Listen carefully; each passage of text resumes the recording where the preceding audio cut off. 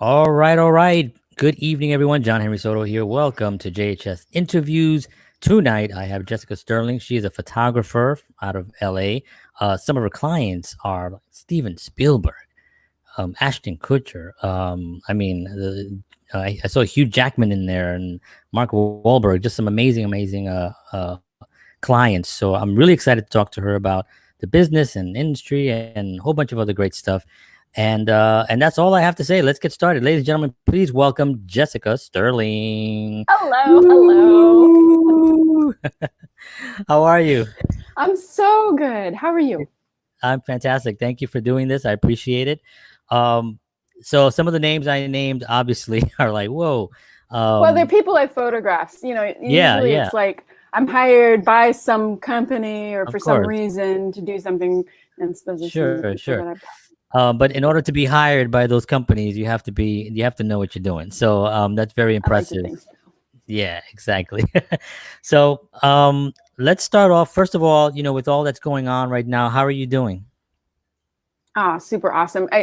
It's weird because it's a very sad time. It's a very tough time, but it's also a time I feel like I've had more mental space right now in the last couple of months than I've had since I was living at home as a teenager.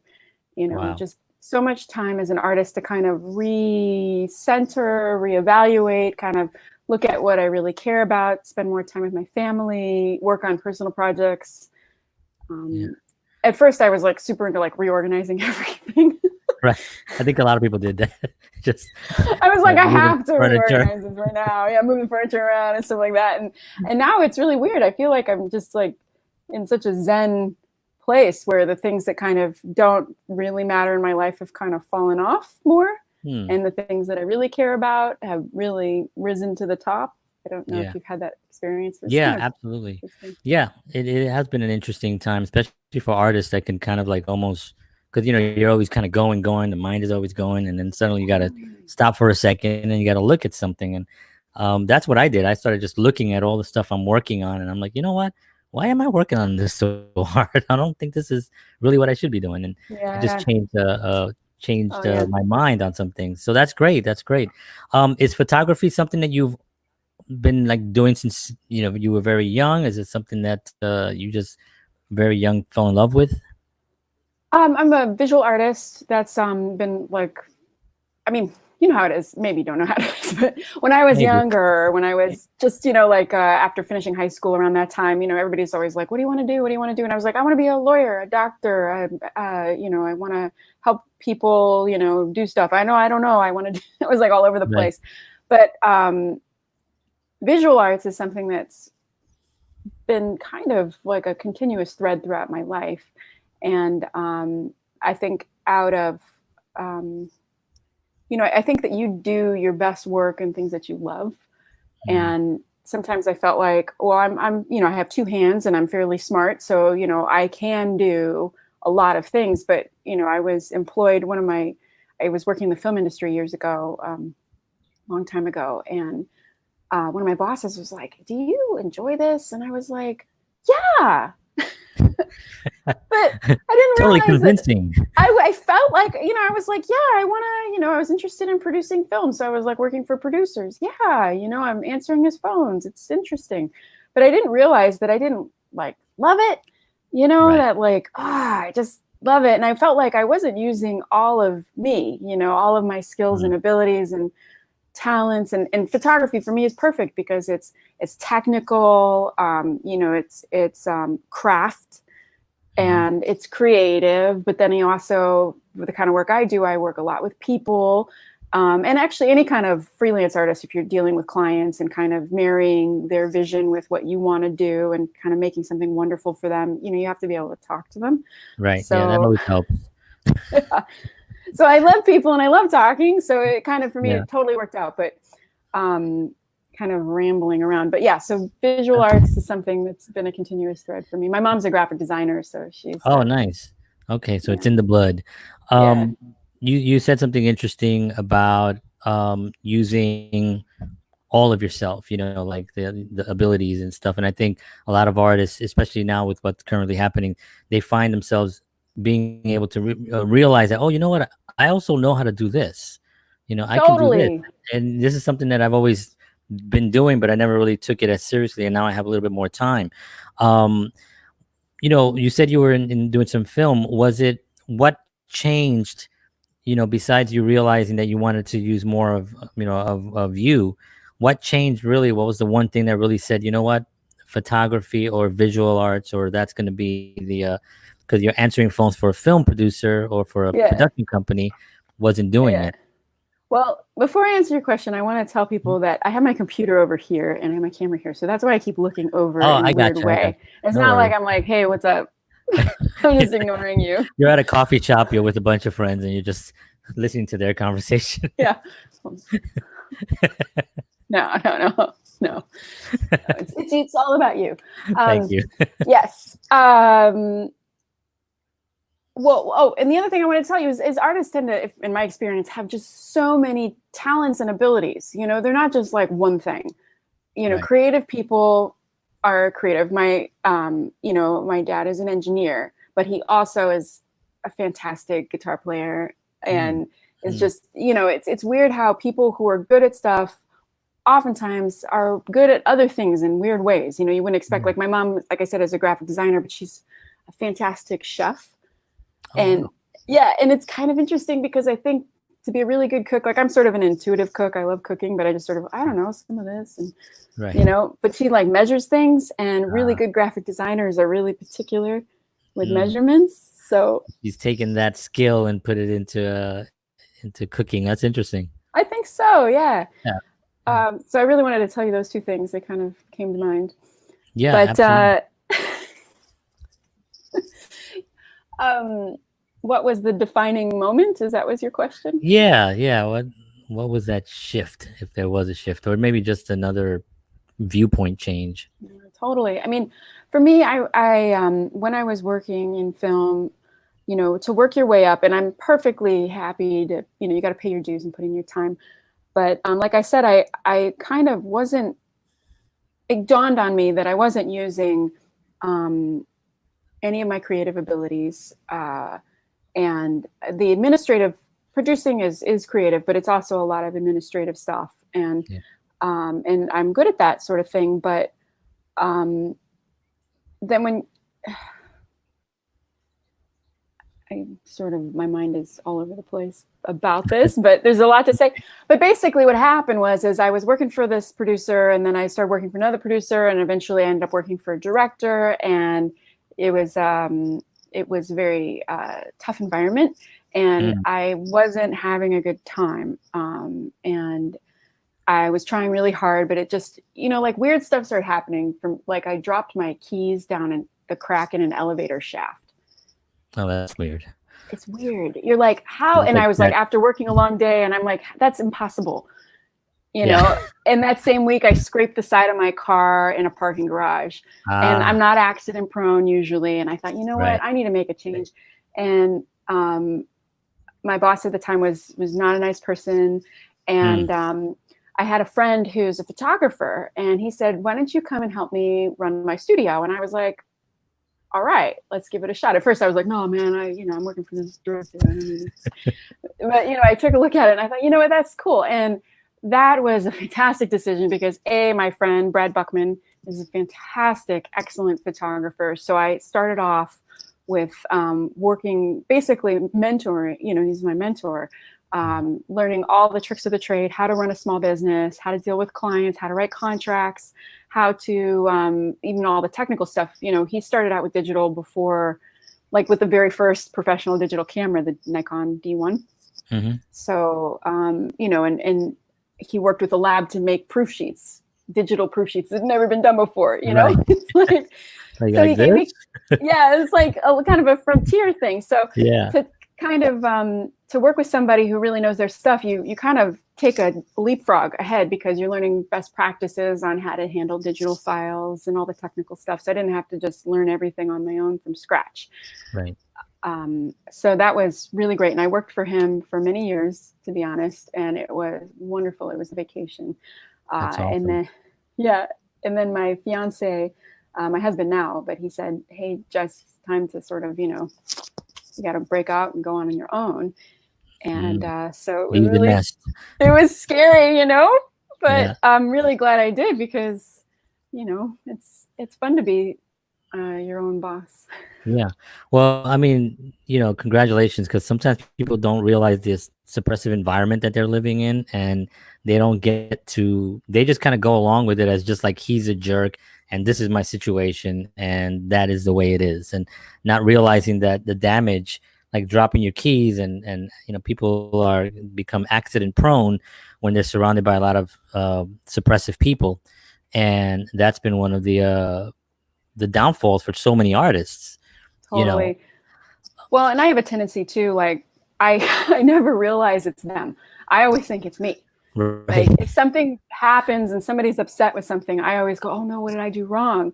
You know, so I was finding myself just walking around going, oh no, I did this wrong. Oh no, I did this wrong. You know, instead of, you know, the chick who came in that I trained and she replaced me, she was more like, he's being such a jerk. Like she could just deal with it. But I'm like, so like nice, you know? Right. I'm like, oh, I'm so sorry. Oh no, what, you know, I don't have like the, you know, kind of attitude, yeah, right? yeah.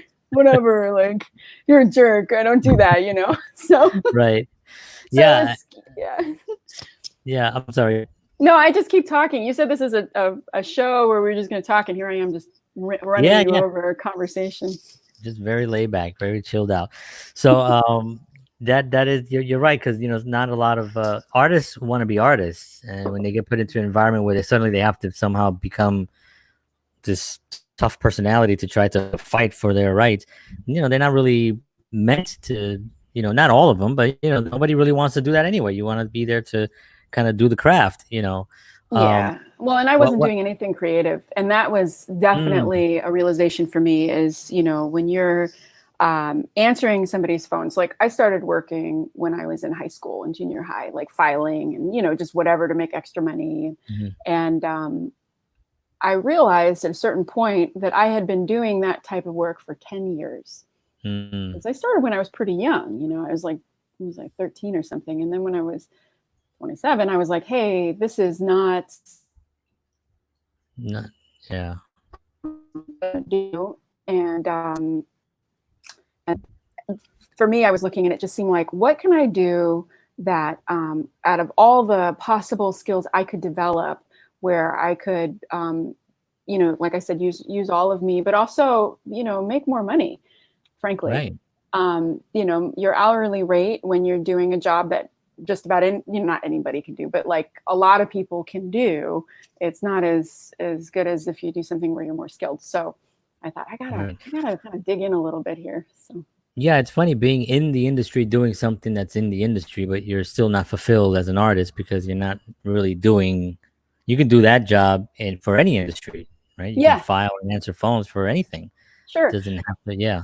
That's right. And you know, it takes all kinds to make a world. So, you know, when I was working in the film industry, I worked for a woman who was the best administrator, boss person I've ever come into contact with. And she made you feel so valuable and and just so fantastic. And you know how everybody's got a gift, and her gift is running teams.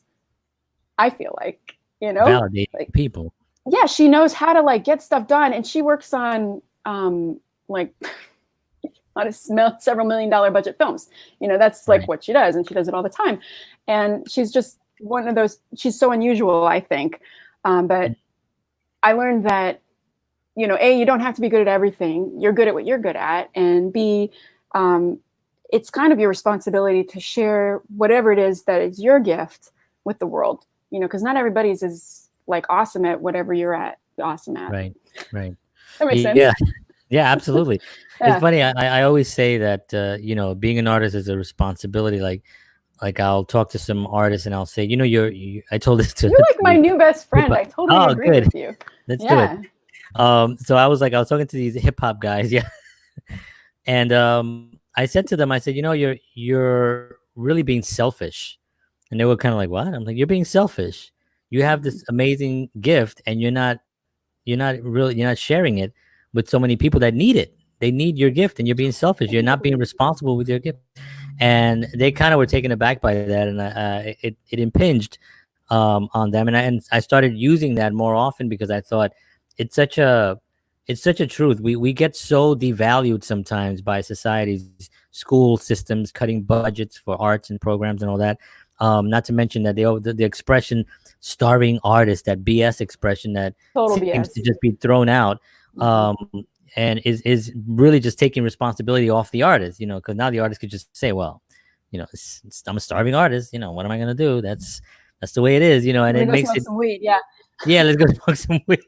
Exactly. Whatever. And it just, yeah, and it's such a scam that was put on. So I think the responsibility element that you mentioned is really important. Mm-hmm. You know? Totally. I completely agree. If you're I mean, you think about it, when people talk about things that they love, they talk about the music that they love. They talk about the films they love, Right. They talk about paintings that they love or whatever, art is like the soul of a culture. And when a culture dies, what's left? We talk Right. about Greek and Roman arts, we talk about their politics, and obviously because they're brilliant, but Right. you know what I mean? Like, Yeah. it's the art that lasts, and it's the art that people actually really care about. So to say that it doesn't matter is kind of like you say, it's BS. It is, So. yeah, and art is everywhere. You know what I mean? I Mhm. mean, the people don't realize that almost every single thing that you are involved in. I have a desk here that was designed by someone. My computer was a designer, and that designer had to be creative. And this cup that I'm drinking coffee out of, somebody had to say, I want it to be this way. And Yeah. there's some create in everything, Yeah. and people, I don't know if that gets, especially now when everybody's home, realizing, consuming Netflix and Amazon, like just like it's Like it's M&Ms. Gatorade. Yeah, it's like there, and it's like, what are you consuming? Well, you're consuming art, Yeah. So that's very really true. I wanted to ask you a little bit about the actual work flow, like your actual process, because it seems like there's two different sides. You have when you get hired to photograph like a real big A-lister like a Steven Spielberg or something like that. There's a process that you have to do to prepare for that. Then somebody like T-Mobile or one of these major corporations that you've worked for, there's another process there. Do you try to keep the process the same, or is it really a completely different mindset when you go into each one of those projects? I think it's identical.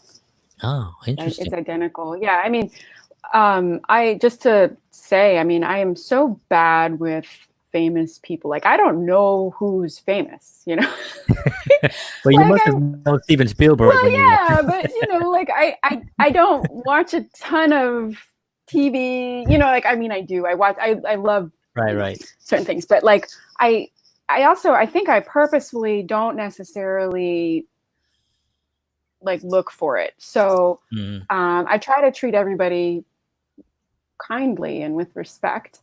Yeah. And when I'm shooting, I tend to speak a little bit quietly, and try to be keep things very calm.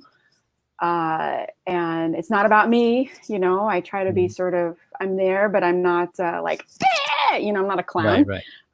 Trying to draw attention. It's, it's just, let's, make this smooth and quick. And I just sort of run it very calmly, and if I have to direct a large group of people, I don't yell, I try to just, okay, you go over here, and just very calm. And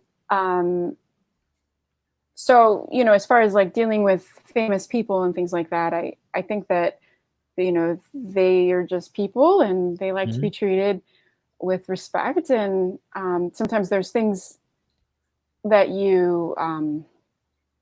people have a limited amount of time. So you just basically just got to respect their time. So you have to be totally pro and be totally ready.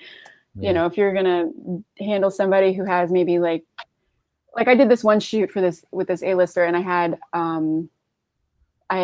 to get up on a ladder, and I had to have my assistant have a light, and I had to do all this stuff. And they told me 5 minutes. I ended up getting, I think, 5 shots. Boom, boom, boom, boom, boom. And that was it. It's like, okay, good, we're done. Great, we're done, because I was ready. So I was able to get it. But so that preparation before the shoot is huge. I mean, yeah, that to me is like, you don't want to drive yourself bananas with getting like too prepared, Yeah. like stressing yourself out. Right. But to kind of walk through it and make sure you have everything that you need. I carry triples of things that I need, a pair and a spare. Yeah. And I like that phrase. Yeah. Parents fair. I like that. I never heard that before. Yeah. Actually, who taught me that is the, do you remember, well, I'm sure you remember, everybody knows it, that Carole King Tapestry album? Yeah, of course. Yeah, the guy who photographed the album cover. Oh my gosh. Wow. Yeah, he said that to me one time, and I was like, oh, that is fantastic. That's amazing. Yeah. So it's kind of, I do, if it's, obviously some jobs are more complicated than other jobs. So if you, like I do sketches, I present sample imagery to the client, there's a lot of questions beforehand. And then you know how it is, like the more that you do something, the better at it you get. It's not your first rodeo.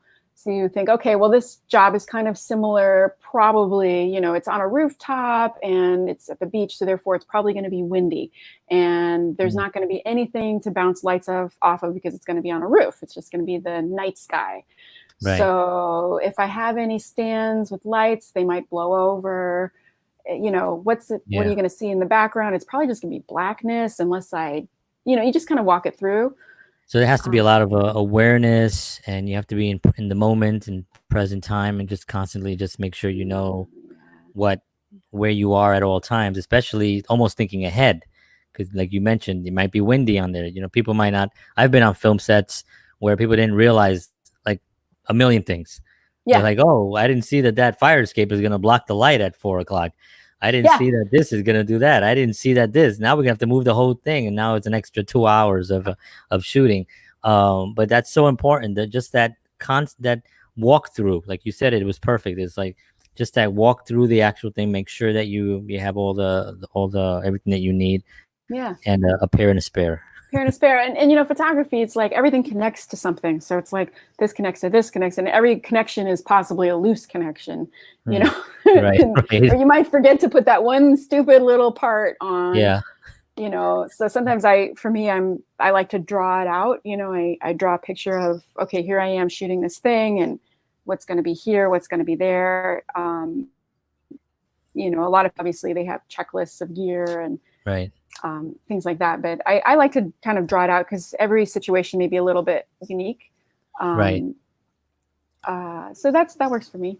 Yeah. It's interesting. Sometimes the simplest thing is the one thing that you actually, like for me, it was like as a musician, you get on stage and everything is ready and you're getting no sound and you're like, why? What's going on? And somebody was like, you want to just plug it in? Plug in the amp. And I'm like, oh, totally. Yeah. Okay. Totally. I would love to plug it in. That would be great. Yeah, Thank that'd you. be fine. You know what? Let's just do that, and then I'll just play it. Right? Get away. Let's talk a little bit about marketing, because is that something that you have do you do a lot of that yourself, or do you have a marketing team? I do it all myself. Wow. Yeah. I feel like it's great to hire somebody that knows how to do something, but there needs to be energy put into every aspect of your business. Mm-hmm. And if you sort of, I don't know, I think a lot of artists that I've met, they don't like to talk about themselves, and they think it's bragging, and it just feels weird. And so I always try to talk about this is my work. It's like something separate. It's like, oh, isn't it cool? I like it. Don't you? You should check it out. To kind of get it out of talking about me. I'm not talking about me really. I'm talking about my work. Right. And yeah, I think so whatever you're doing for your marketing, there has to be energy put into it, because nothing's going to come back unless there has to be a person there putting life into it. Correct. I love all these ads I see on Facebook. They're like, automate your business. I know. And I'm sure there's aspects that you can totally automate, but people don't respond to. Never have to do anything again. Yeah, people respond to you. They want to talk to a live person. Who likes to be on a phone tree where you're like, press 1 to. Yeah. and and that definitely is going away, because Thank that used goodness. to be a really popular thing. Even just 5 years ago, I think it was became very popular, where they'll just say, then they'll receive an email that says this, and then the next email will be this, and they'll receive emails for a week, but they're not getting any emails from any actual person. It's just a form email that goes Yeah. out to anyone. And I think people now are starting to realize, I want you to pay attention to me. you know, I want you to pay attention to me. Damn it. And I think that's Oh, starting to be a little bit more important now, which is so correct. So you do all that marketing on your own. How do you research like what you should do? Do you just well, see what others are doing? no, I mean, I think I kind of think it through a little bit. I mean, there's so much noise. If you think about your own life, I get Oh, so many emails, oh my and God. yeah, and like my Facebook stream is just like blah, Yeah. and like I have a friend who is like, oh, I posted that on Facebook. Didn't you see it? Oh yeah. Oh yeah, I did all this stuff, and I'm like, what?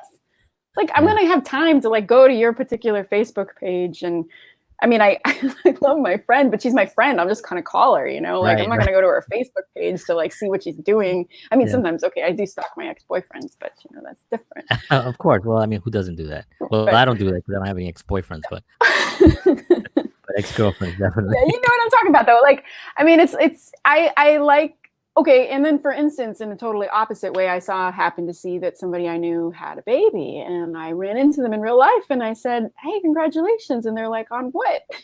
And I said, "Well, you had a kid," and they said, "Yeah." Like, why are you stalking me? I'm like, why are you posting it on social media if you don't want anybody to know about it? Or you get it really late. I was like, yeah, that was like 5 years ago. Yeah.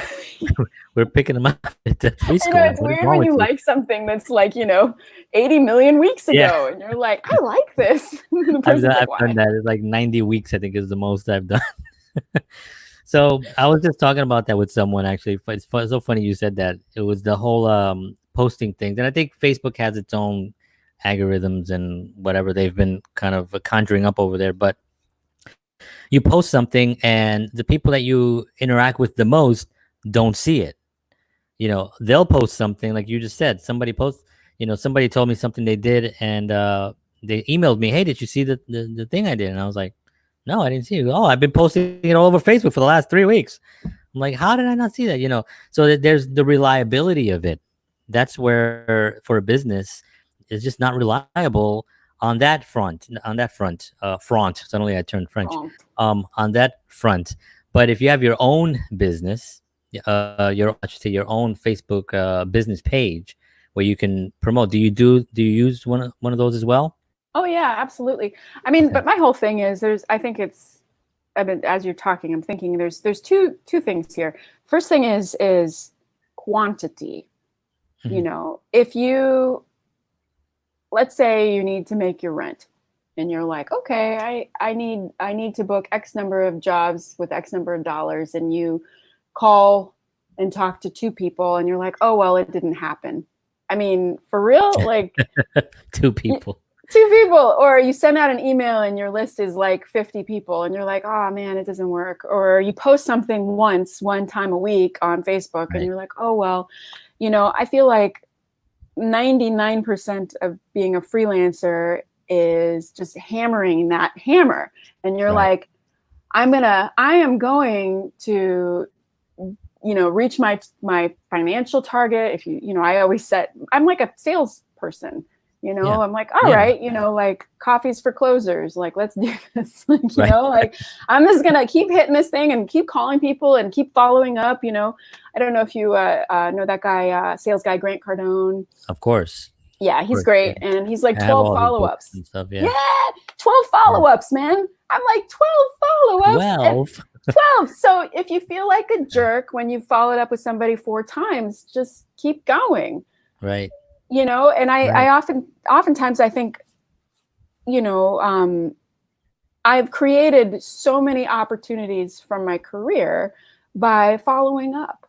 I Yeah. think that's the biggest secret, is just staying in touch and following up. And That's it. you might think like people think you're an idiot or a jerk or they don't like you, and they totally may not like you. Yeah. just kind of come to terms with that, and that may be fine. But at the same time, sometimes people are just really busy. Right. And they don't really, you're not really good at checking their Facebook Messenger or wherever you happen to write them. Right. Yeah. So, yeah. Yeah, I mean, definitely what you said is correct about the numbers games. It's like I've spoken about this before. When I moved to where I live now, I said, okay, I'm going to contact a lot of businesses, and what I did was the numbers for me were 213 businesses that I contacted. Out of those, 31 of them got back to me. Like, I actually chatted That's with pretty them. good. Out of those, I met with 12, and out of the Good. 12, I got to work for 4. Yeah. You know? Yeah. And that to me kind of like said, yeah, that's about the effort. I got to work for 4, and out of those 4, I'm still in contact with 2, work related. So you do have to sit down there and you have to just continue to just, and the 12 times another thing I was gonna mention when you said, 12 times, right? Grant Cardone, 12 follow-ups. It's how you approach it too. It's how each one of those follow-ups are. It's not going to be like, hey, I'm just calling you again just to find out if you're interested in while we were talking. I mean, you can't do that. You have to really, each one has to be, you have to be sincere. You have to have some more information for them. You have to be there to try to help them. And maybe you can research something on the side. Sometimes I'll research something and be like, hey, I found this article that I thought it might help you. I'm going to email it to you. It sounds like you're better at that than I am, because after a while I'm just like pounding them out, because sometimes people, they just don't get it, or like, I want to connect. I'm coming over right now. I'm bringing my camera. Shut up. I'm bringing my camera. Shut up. Listen to me. But like, if you think, like, okay, for instance, I was reaching out to new companies to connect up with, and I didn't want to bother anybody, so I was like, just kind of investigating them online and trying to find things, and then I find some email addresses for people and I don't hear anything back, and I don't want to bother them too much, so like I wait 6 months to write them again. Anyway, I have found that cold calling is so scary, but it is the best way to connect up with people. Very interesting that you said that. Wow. Hands down, man. Like, so I cold called and this guy answers the phone, and it's this company I've literally been emailing for 6 months plus, maybe a year. And he's like, hello, and I'm talking to him. He's one of the top people in the company. And he was like, really appreciate your follow-up. Thank you for calling. That is amazing. And he says, I honestly forgot to write you back or whatever, and so now they're a regular client of mine. Wow. And that was, I think, 2 years ago. So, wow, it's so funny. Cold calling has been like that's what I can't do. Like I find it's magic. Really, yeah. I can do cold emailing or cold, Facebook messaging or whatever, but all of it takes balls. It does, yeah, because you're reaching out for a communication that you don't know how it's going to come back. So it's the mystery of it is what kind of, I think, maybe creates a little bit of a fear, which really doesn't really even exist, but it's something that's there that you're putting out. You have no idea what's coming back, and you're putting out a lot of it. So, you're putting out hundreds and hundreds and hundreds, and hopefully somebody comes back and doesn't want to hit you, and that's and then you're good. Yeah. I think, it's a muscle too, you get better and more comfortable, and, you just keep pushing outside your comfort zone a little bit. And, and you really have to be like, it's fine if they don't like me. Right. I don't know. I always am like, oh, they're not going to like me or something. Yeah. Like, it's fine if they answer the phone and they're like, what? Right. Like some chick I don't even know, and I think I called that person that you just imitated there. Yeah. What do you want? Yeah. It's like, okay, fine. You don't want to talk to me about photography. That's cool. It's fine. Right. It's fine. And there are people there who need what you can do. So I also feel like I really love what I do. I'm so happy. I would say that I'm happiest when I'm shooting, but now I have a toddler, so I'm happiest when I'm with my family. Nice. But I love what I do. And in order to do what I love, I actually have to get a job. And in order to get a job, sometimes I have to do things I don't really like. And it's like, suck it up, It's like, Yeah. too bad. Right. Right. So what do you say to because there are a lot of artists that I know do not like that everything that we just talked about. They really just Totally true. want to do they just want to do what they're doing. They've even said it. I don't want to do that. I don't want to Yeah. post on social media. I don't want to even be on social media. But, um, there's just so much, you kind of respect that. I get it. But at the same time, because of where we currently are and what the state of marketing is, if you're not, you really don't exist, is what have told a lot of people. If you're not on, you're definitely not on, and you're not going to get a job. What would you say? What's your advice to a young person that is like, I don't want to do that? Too bad. Right. Exactly. I mean, you can feel like you're pushing against a wave, like you're pushing against the ocean, trying to get through to people. But it also gets better, I think. You start to know more people, you build up your database, and more people. It's an easier call, it's an easier email. And I always try to develop relationships and friendships. I'm not just like, hey, give me your money, Right. Like, nobody likes that. And honestly, I don't want to live a life that's all that my relations with other people is all about. Just give me money. Like, I want to provide something wonderful, and I want to get to know them, and I want them to love the work that I give them. And, and of course I want to be remunerated, highly, but, So, because I was just thinking about something that I tell them is, you do have options, right? You can do it or you can't, right? You have two options, right? You can not do anything and then just cross your fingers, and maybe somebody will knock on your door and give you a huge check, for whatever you're doing. Or you can do it. But what I always say is, focus on what the purpose is while you're doing it, because that's really what you're doing. You're calling because you want to provide a service that's going to be valuable to that client. Yeah. And it's your passion.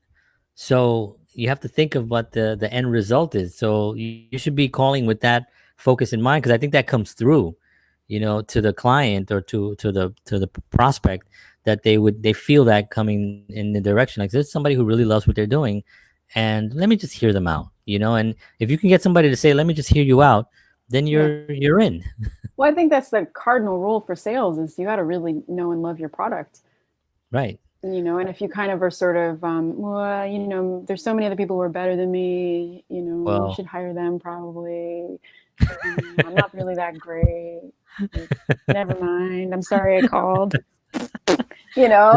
Just block my number. Sorry. Just block my number. Yeah. Yeah. No, so much comes from that. Jeez. You gotta. It's quantity too, and I've had, like, you get little wins and successes too. It's not always like you just call forever and nobody ever cares. Right. Like, I send out promotion and I get a call for a job. It's like magic, and it's quantity. And sometimes you go, okay, I've been promoting and I'm not getting any calls, or I'm not getting, I'm getting calls, but none of them are like booking, let's say. Right. All right, fine. So that just means that you have to reach out even further and even more. And and I started keeping track of all the different methods that I use to talk to people and promote, and I started keeping, obviously right now during the pandemic, I've totally thrown all this away, and I'm like just making ice cream all the time, and I'm being very bad. But usually I keep a grid, and I'm not a super, I like I'm not a super businessy person. Some people are so good at, they have like graphs and grids, and I do keep graphs, and I keep track of, my income, and I keep track of how much I outflow, I'm emailing or I'm calling or whatever. And you can see a correlation, and there's sometimes it takes like a week or 2 or 3, all of a sudden, then there's a spike, and you're like, what happened? You're like, oh, I did that thing. Yeah. And sometimes that thing will work for a while and then it stops working, but that's okay because there's other things, Right. So you're documenting all these things. Could there be a book in the future with your successes and what you've Good done? And idea. yeah, right. Especially if you've been already kind of like looking at and testing things, split testing and all that, and seeing what Yeah. works. I I think that mean, might and be valuable. honestly, yeah. I mean, I think that there are people who are so much better at it than I am. They're very organized, and they're like, well, I tested A and B definitely worked better. I mean, I think I kind of I keep track of people. I follow up with people. If an email bounces back, I'm like, that's weird. Why did it bounce back? And I look them Hmm. up on LinkedIn, which is an amazing tool, by the Oh yeah, way. yes, LinkedIn, I always was like, oh, LinkedIn is so boring. yeah. But it's It is. like the Valhalla, holy grail of It really Valhalla is. stuff. It's so fantastic because you can find out, you're like, oh, they don't work there anymore. Right. Or like, if you sometimes you're calling people and like I'd leave messages, which I think is like a total faux pas for sales, but I'm like, hi, this is Jessica. Nobody ever calls you back. Right. And I mean, maybe once in a while, Yeah. but it's kind of like then you find the right person through LinkedIn or whatever, checking it out on Facebook and stuff. Yeah. So it definitely is outflow and quantity, not quality. That part of it is always really tends to wear an artist down. The quality part of it, because they obviously want to put out good stuff. I mean, they want to put out a good quality and a good product. But like Totally. for flyers or not even flyers, I'm like dating myself. Back in the days when I hung out flyers, but postcards and stuff and things Yeah. that you mail out, they have to look a certain nice way, Sure. to send them out, but not perfect. Because if you send out perfect 100 postcards, if you send out 10,000 that are cards that are okay, you're gonna get its quantity is just getting out the most possible. 100%. Yeah, and that tends to be a little bit of a challenge for people to the whole perfectionist Well, you got to kind part. of step out of yourself and look at it from somebody else's point of view, and everybody nowadays, they're just so busy and they really don't have time for whatever it is that you're trying to tell them. They might like you just fine, or they might think you're great or whatever, but they're just really busy. So you have to just keep reminding them, just be like, hi, Hello. Yeah. I'm nice. I'm hi, friendly. I exist, because they don't remember. And, like I had a chick who is a client of mine, and I do regular mailings and stuff. And she sends me an email and she's like, oh my gosh, the funniest thing just happened. I forgot your name and I couldn't remember your name. And I wanted to call you up because I needed new pictures, but I couldn't remember your name. And then I get your flyer in the mail. Wow. Your There you go. postcard in the mail. Yeah. See? I'm all my main thing too, besides quantity, I wanted to tell you is just taking the bull by the horns. Your Yeah. communication lines are yours. And talk about Facebook and their algorithms, and people get all worried about all that stuff. And I think it's good to keep an eye on, what's going on and stuff. But just to rely on somebody seeing it maybe is not as effective as like, hello, you. Yeah. Absolutely. Hi. Yeah, Right. let's be friends. Yeah. Is there any one now that's out there, a contemporary of yours in the industry that you really that and you admire and you kind of like use them as a mentor? Or Absolutely. I maybe mean, or maybe you mentor them. well, I love, like I said, my friend Brad Buckman. He's a Yeah. fantastic portrait and architectural photographer. But I also, Art Stryber, he's fantastic photographer. He's very into preparation for Mm, shoots. And he, um, like he says, like, you want to make sure that 12-foot roll of paper is going to fit in the elevator that you're expecting to bring it up in. right. Otherwise you're not going to get to your shoot No, with boy. that That's roll right. of paper. Yeah. Stuff like that. It's all about that. And I also find too, just to backtrack, when you are totally prepared for whatever it is that you're going to do, or as prepared as you can be, then it's relaxing.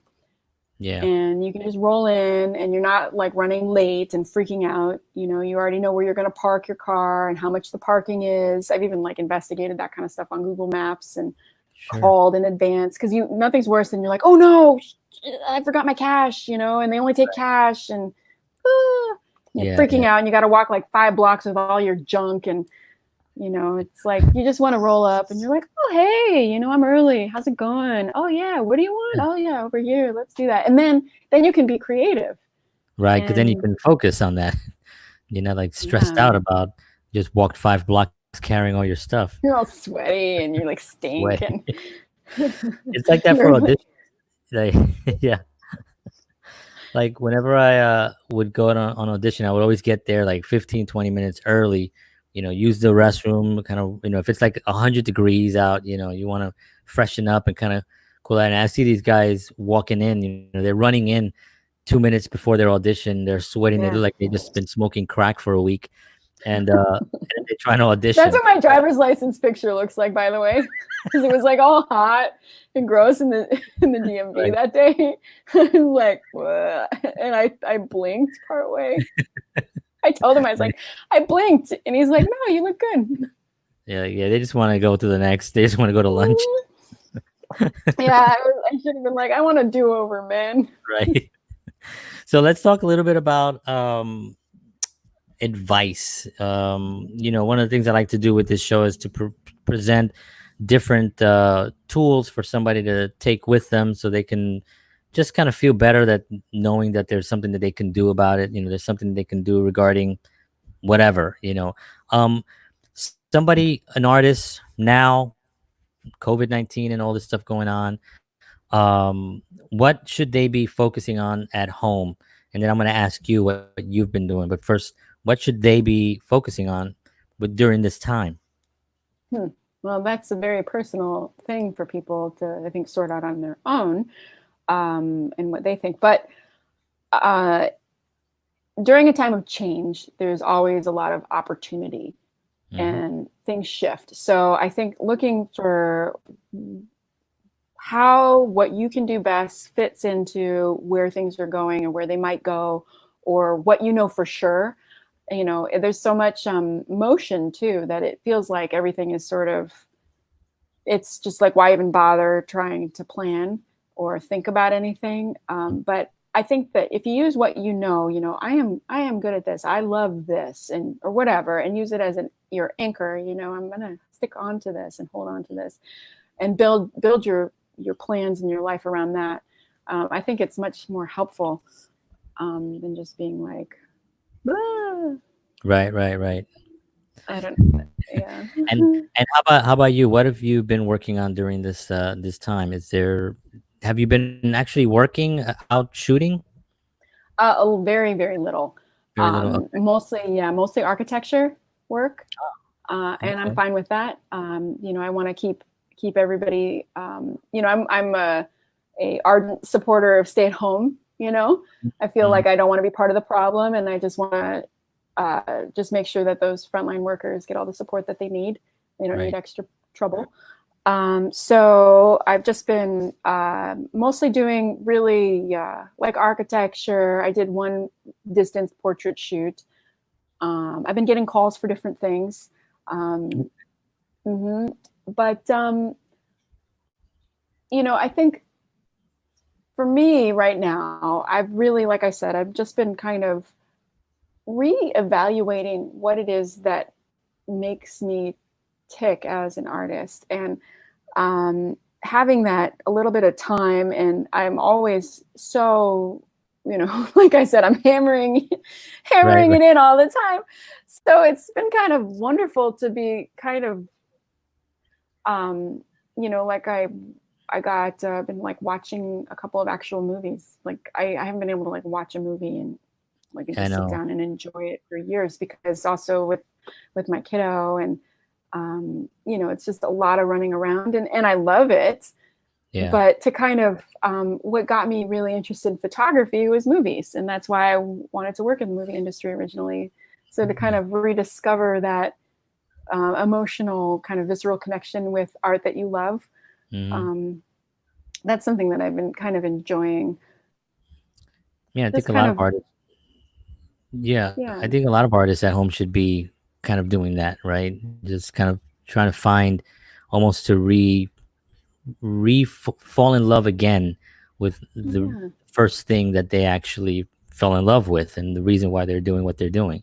Because I I think think that's exactly it. you get so caught up in the doingness of it, you forget why you originally started. And I think right now we're all kind of resetting and looking back and being like, oh, so I like my guitar. I love to play, but I haven't, I didn't haven't played in a band for a long time. And but recently, in the last 4 months, I've played more in the last 4 months than I did in the last 10 years, and I've been having a ball. It's like I'm So actually cool. getting better, and it's Yeah. like, oh wow, I realized that is why I did it. So this is. Do you think that this whole thing is nah, that's too I don't want to go there.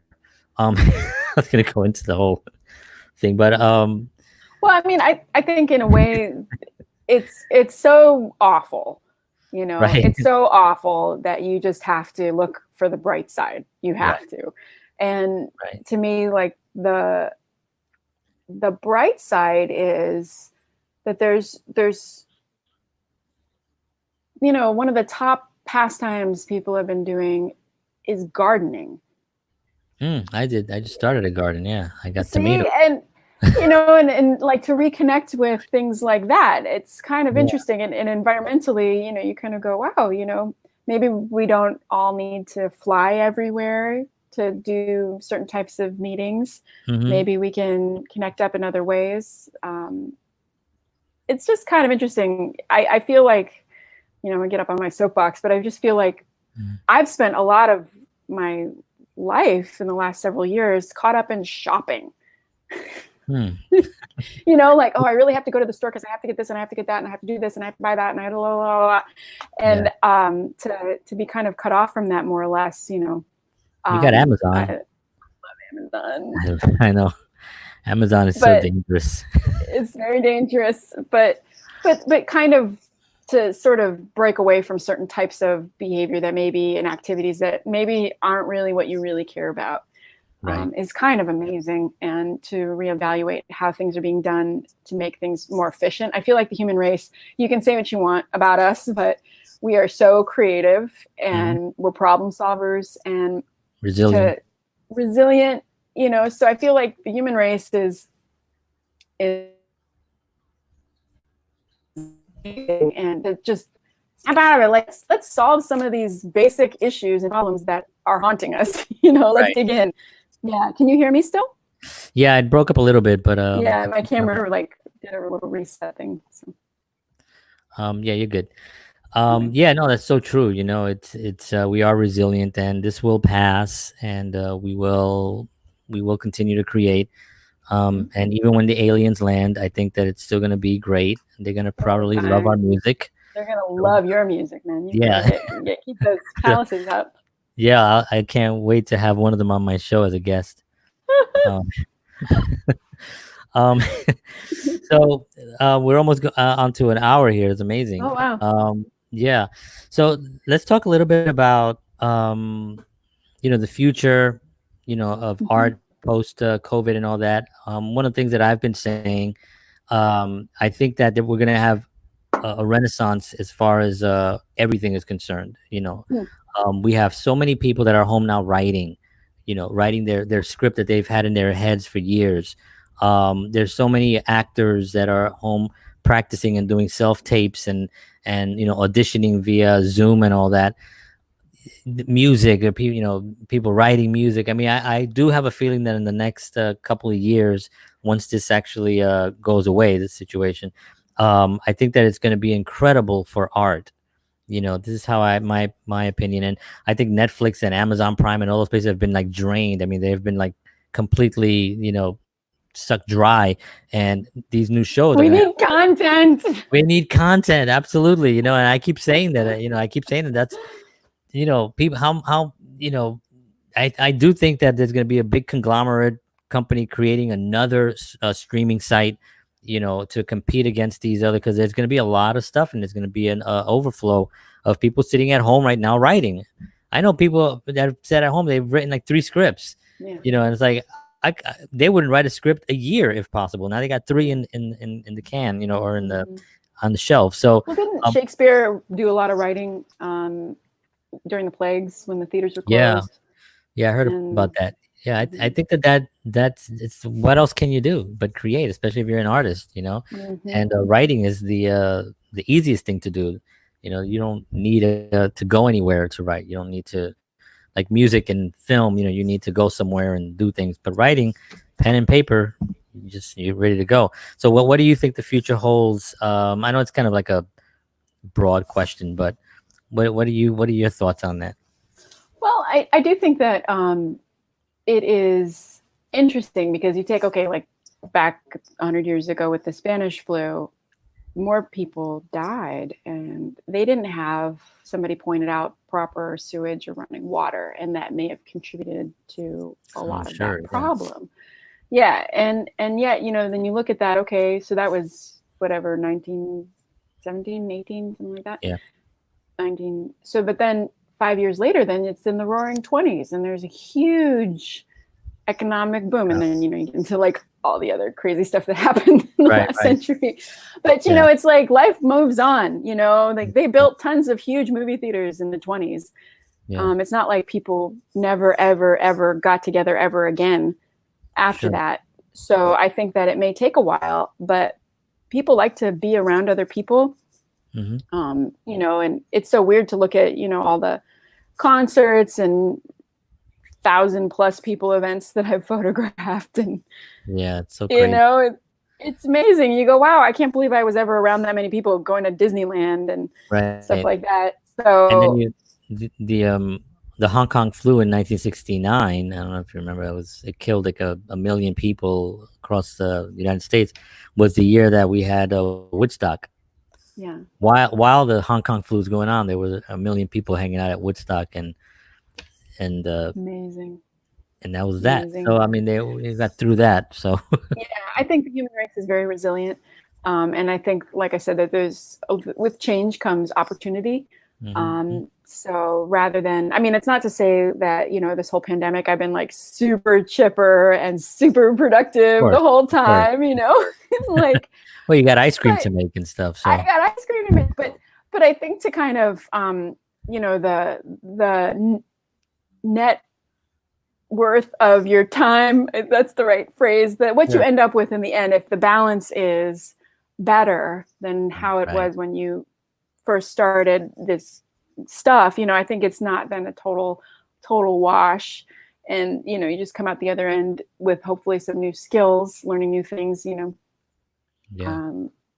I also think too, though, I've been finding that if I often rely on exterior motivators to get my butt in gear, and when you don't necessarily have that, like I don't have tons of jobs where I have to run around and do all this crazy stuff all the time, so then where do you want to spend your time, and what products do you actually want to produce with that extra time that you have? And mine is just ice cream and extra body fat. Just kidding. But I have learned a lot about making ice cream. It's so yummy. Awesome. So Jessica, I want to thank you so much for being on. This has been like such a joy talking to you, and your work and everything that you've done. I think we've provided a really good platform for people to kind of draw from and to really get some inspiration, motivation, and really get up your ass. I just want to tell you one quick thing. You have to have a database of the people that you know. It's super important. You have to have you have to, and just plug it in. Like I use MailChimp or whatever to send out emails and stuff, but I use this one-page CRM online software, and it's I get all your emails. But to keep track of people so you can follow up with them. I mean, it's gold. So that's just super important. I just wanted to say that. Yeah, no, that's actually really important. That I don't think a lot of people, because they feel like they already have everybody connected because they're on Facebook or whatever, and that you don't have. that can go away tomorrow. You really have to have a way to connect with people, and that's very important. So yeah, okay, Somebody cool. else owns that. You gotta Right. you need to take responsibility and ownership for your communication and the people you know. If you think about it, it's like the lifeblood of your Your business. business and your and your Yeah, existence is connecting up. And exactly. so That's really that's my important. Thank you. last minute plug there. I love it. Thank you so much. Actually, don't go away. Don't hang up yet. I'm just going to end the show and I'm going to come right back. So give me 1 second. Well, you're wonderful. But Thank you very much. thank you so much for being on. I appreciate it. Jessica Sterling, everyone. And all right. Thank you. All right, so that was amazing. So, so much to draw from there, especially when it comes to marketing and how you have to actually go out there and do it yourself. And again, we talked about you don't want to do it. Too bad. You know what I mean? You got to do it. You're in show business. You got to show your business, and if you're not really willing to get out there and take those necessary actions, then no one's going to know about you. Remember that guy that did no marketing? Yeah, me neither. That's because he doesn't exist. No one ever heard of him. So anyway, if you do love this show and you appreciate what we're doing here, please do me a favor and hit the little subscribe button, hit the like button. And I see Jessica is trying to say something. I don't know if she is. Are you trying to say? I told her. Hold on 1 second, everyone. We're gonna bring her back. Oh, I'm sorry. I thought you were talking to me, so I was like, yeah, Oh. absolutely. I totally agree. I saw it because I bring you down, and I was, but I was definitely talking Anyway, to you that's and all. to the whole audience. So, thank you, Jessica. Don't go away. Hold on. All right, folks. Thank you very much for tuning in. Again, subscribe, like, hit the little bell so you get a reminder, and I'll see you all tomorrow night, where Michael Hall will be on at 9:30 live. So thank you, everybody, and as always, peace.